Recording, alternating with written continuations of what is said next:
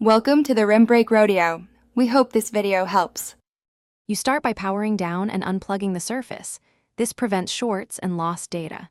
Next, attach an ESD wrist strap and set a tray for screws so each fastener stays organized. Use the suction handle and plastic picks to separate the front panel at the bottom edge. Take it slow to avoid cracking the glass.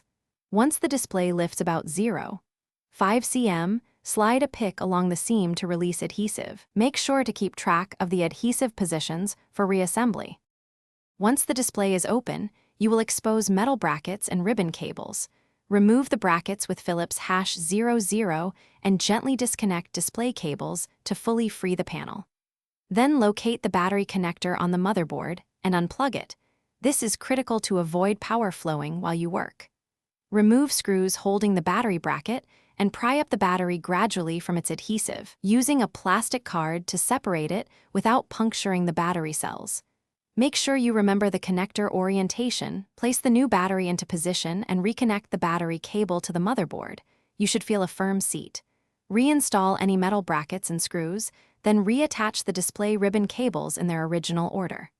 Lower the glass evenly and press along the perimeter to engage the adhesive or replace adhesive strips if needed. Power on to confirm post and battery charging.